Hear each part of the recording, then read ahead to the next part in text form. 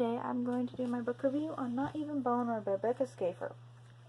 Now, Not Even Bone is a book I didn't know if I'd like or not. I got into the comic on Webtoon, and I had to know what happened next, so I went to the local, I requested it on my phone.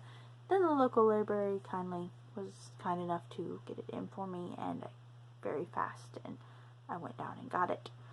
So I got the book, and I was instantly absorbed into a world I couldn't escape.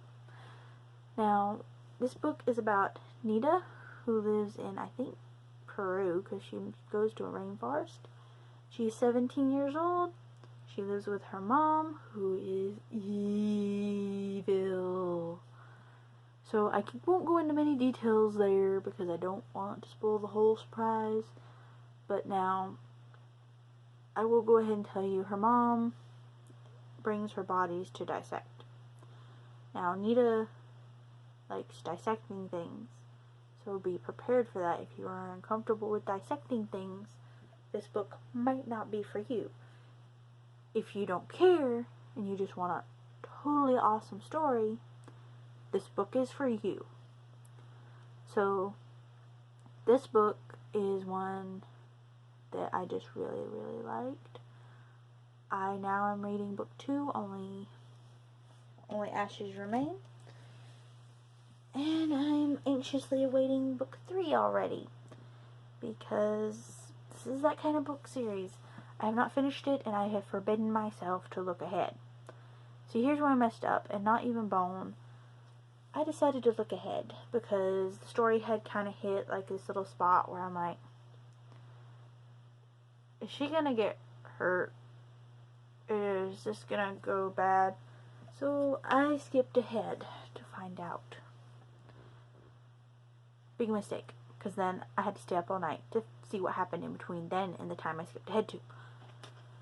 Yes, I did. So I finished the book in like 2.5 days of reading, which is probably, let's say, I got maybe 3 hours in of reading at a time, so yeah. But anyway, I will go ahead and say the main character is Nita, and then slowly we meet our other protagonist. I think that's the right word. Kovet. So Kovet is a Zinni, and that means he eats people's pain. So he lives on people's pain. Nita has the superpower of she controls every part of her body, right down to her bone structure. So Nita decides to turn off her pain receptors about as soon as she sees the Zinni.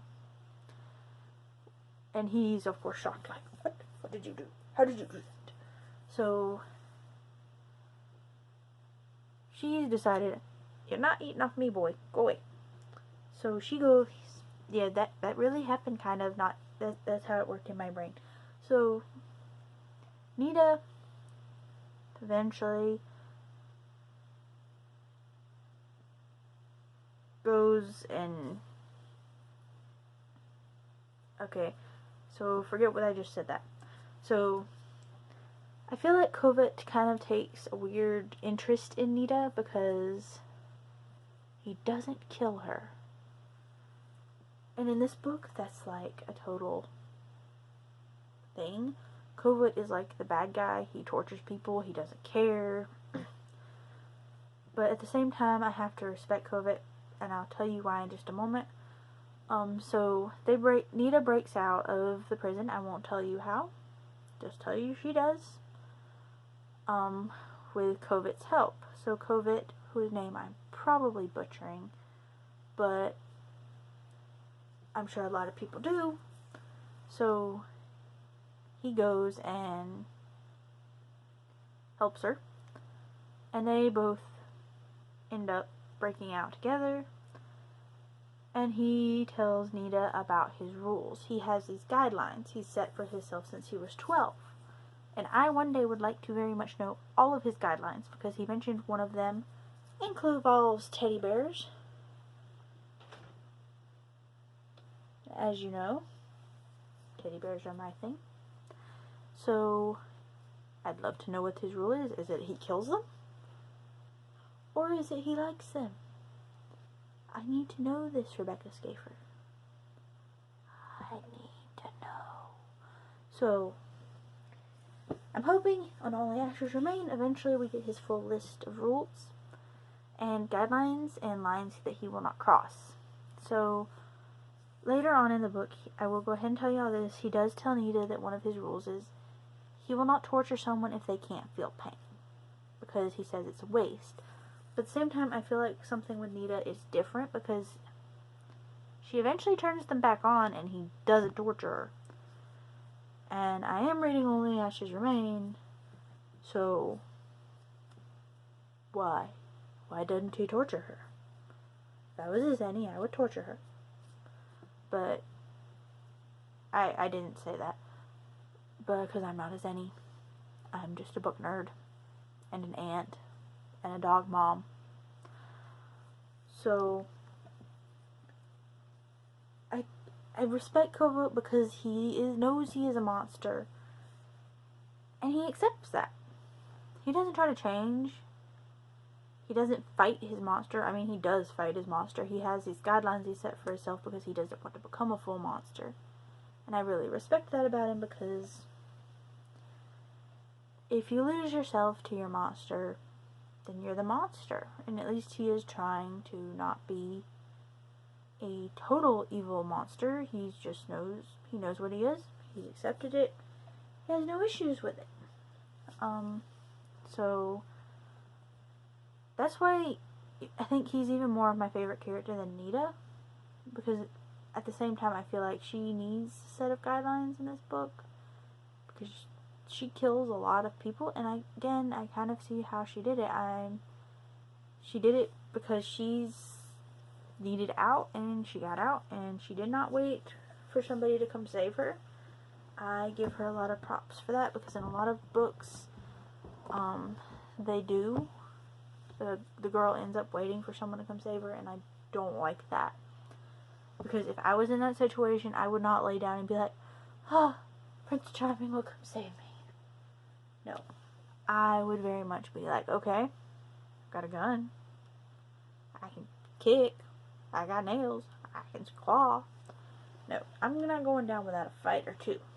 So, I respect her because she did not go down without a fight. She didn't go down, really. But this book, I give it 5 stars on Goodreads. I know I give a lot of books 5 stars, and I need to be pickier. But this book is just, this is one, it took me away. It's one, it sucks you in, you're in, and you are not coming back out until the last page. And even then, you're like, okay, I need book 2. So I have nothing but good things to say about this book, other than it is possibly the most messed up book I have ever read in my life. But at the same time, I have to say that I am now adding this to my bookshelf. I am ordering both books because I want my own personal copies, so I don't have to write on the libraries for rereads. So, yes, that's how good these books are. I'm going to order mine. I hope the author will let me order them straight from her website, because as I've said in previous videos, when I buy a book, I like for my proceeds to go more towards the author than, say, Amazon. Now, that's not to say I am objected to Amazon. I have a Kindle app on my phone. I'm saving up for a Kindle.